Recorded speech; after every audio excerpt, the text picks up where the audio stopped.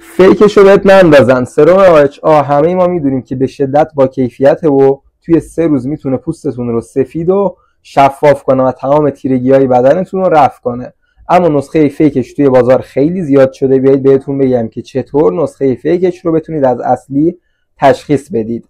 اولین نکته‌ای که وجود داره روی سرشه که این نسخه اصلی هم می‌بینید سرش به این صورت ماته، اما توی نسخه فیک این سر شفاف میشه و دیگه مات نیست به این صورت و حالتش فرق داره.